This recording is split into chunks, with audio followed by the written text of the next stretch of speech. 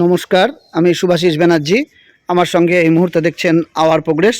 আজকে আমরা যে বিষয়টি উত্থাপন করব সেটি হলো আদিবাসীদের জমি অন্য সম্প্রদায়ের মানুষ যারা আদিবাসী, যারা আদিবাসী নয়, তারা কি এই জমি কিনতে পারে? দেখুন, এই বিষয়ে আমরা আলোকপাত করব। তবে বলে রাখি, হ্যাঁ, এটা পসিবল। আদিবাসীদের জমি আদিবাসীরা কিনতে পারে, কিন্তু এজন্য কতগুলো কন্ডিশন বা শর্ত রয়েছে যেগুলো ফুলফিল করা দরকার। না হলে কোনো আদিবাসী বা আদিবাসী নয়, অন্য সম্প্রদায়ের মানুষ তারা জমি কিনতে পারেন না। তাহলে আমরা দেখে নিই বিষয়টা কি। আদিবাসীদের জমি কেনা সম্ভব, তবে এটি একটি জটিল প্রক্রিয়া এবং সরকারের বিশেষ অনুমতি প্রয়োজন হয়। সাধারণত আদিবাসী যারা, তারা সরাসরি এ জমি কিনতে পারেন না, বরং জেলা কালেক্টর অর্থাৎ ডিএম যিনি রয়েছেন তার অনুমোদন লাগে। এছাড়াও সংশ্লিষ্ট যে ডিপার্টমেন্ট রয়েছে, অর্থাৎ অনগ্রসর যে ডিপার্টমেন্ট রয়েছে বা দপ্তর রয়েছে, তার কাছ থেকেও পারমিশন নিতে হয়। এই পারমিশনগুলো দেখার পরই রেজিস্ট্রেশন যিনি অফিসার রয়েছেন উনি কিন্তু বিষয়গুলো ভেরিফাই করবেন, যা অনেক শর্ত সাপেক্ষ এবং অনেক ক্ষেত্রে শুধুমাত্র আদিবাসী থেকে আদিবাসীর জমি কাছে হস্তান্তর আইনত খুব সহজ। একটা আদিবাসীর কাছ থেকে আরেকটা আদিবাসী জমি ট্রান্সফার করলে এইসব নিয়ম বা এইসব পারমিশন কোনো কিছু লাগে না। তবে সরকারি নিয়মকানুন রাজ্যভেদে ভিন্ন হতে পারে। আমরা চলে আসি পশ্চিমবঙ্গ রাজ্যের কথা। পশ্চিমবঙ্গ রাজ্যে যদি কেউ আদিবাসীদের জমি কেনে, তাহলে সেক্ষেত্রে কিন্তু বিধিনিষেধ রয়েছে।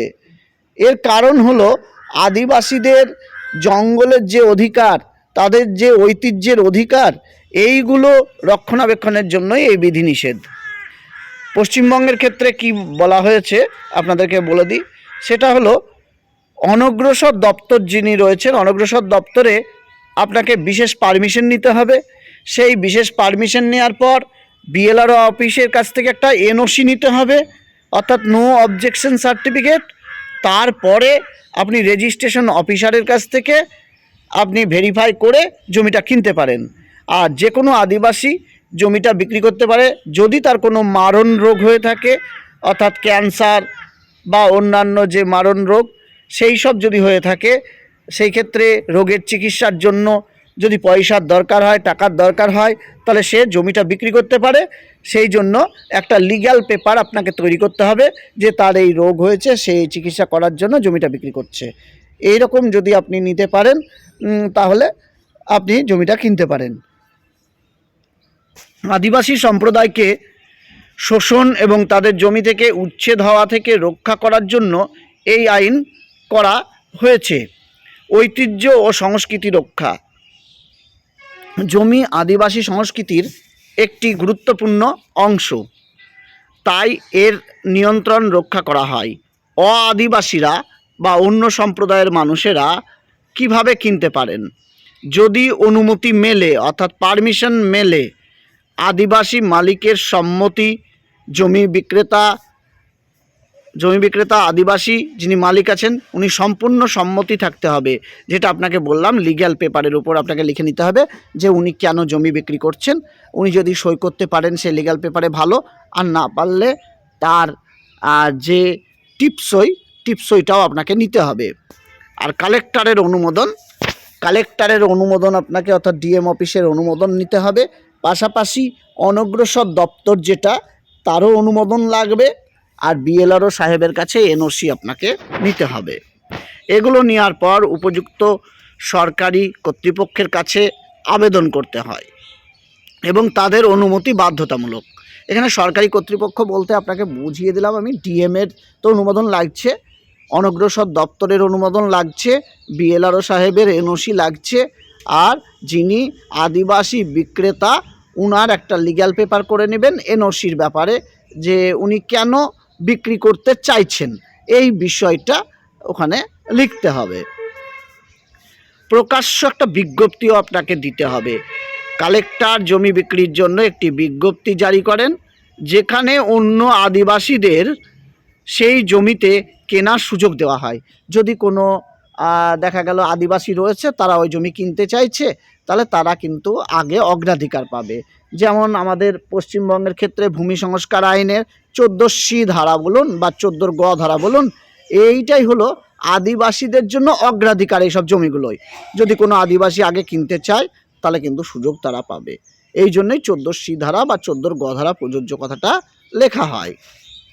শর্ত পূরণ: যদি অন্য কোনো আদিবাসী সেই দামে জমি না কেনে বা নির্দিষ্ট শর্ত পূরণ না হয়, যেমন কৃষি জমি, ঋণ পরিশোধের জন্য, তবেই আদিবাসীকে কেনার অনুমতি দেওয়া হতে পারে।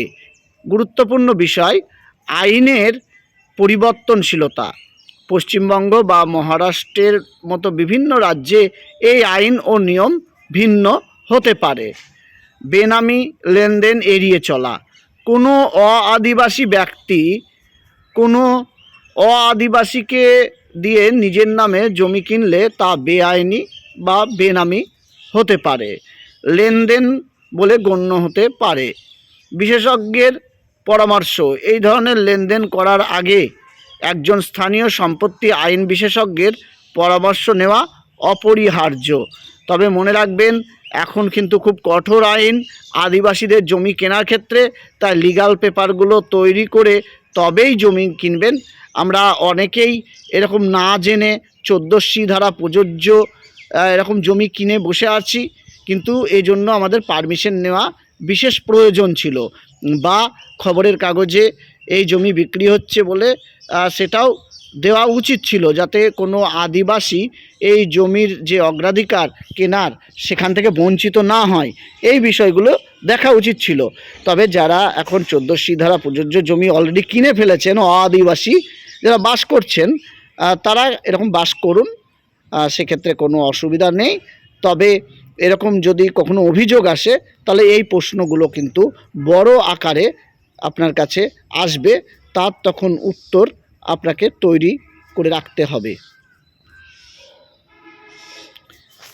আর আপনাদেরকে যেটা বললাম, এইগুলো এখন আপনারা ভাবছেন যে 14C ধারা প্রযোজ্য এই জমিগুলো আপনারা কিভাবে মানে মন্তব্যের ঘর থেকে, রেকর্ডের মন্তব্যের ঘর থেকে বা পর্চার মন্তব্যের ঘর থেকে কাটাবেন।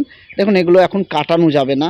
এগুলো আপনি তখনই কাটাতে পারবেন যখন এই পেপারসগুলো আপনার কাছে থাকবে। তবে আমরা দেখেছি এখন মানে আইনকে বুড়ো আঙুল দেখিয়ে অনেক আদিবাসীদের জমি আদিবাসী সম্প্রদায় বা অনেক কোম্পানি বলুন বা অনেক মানে কর্পোরেট রয়েছে সংস্থা, তারা কিন্তু অনেক জমি কিনে নিয়েছে আদিবাসীদেরকে ঠকিয়ে বলুন বা যাই করে হোক না কেন। যাই হোক, আজকের ভিডিওটি এই সম্পর্কে ছিল যে আদিবাসীদের জমি আদিবাসীরা আদৌ কিনতে পারেন কি না। ধন্যবাদ ভিডিওটি দেখার জন্য। আমি শুভাশিস ব্যানার্জি আজকের মতো বিদায় নিচ্ছি। আবার পরবর্তী ভিডিওতে খুব শীঘ্রই দেখা হবে।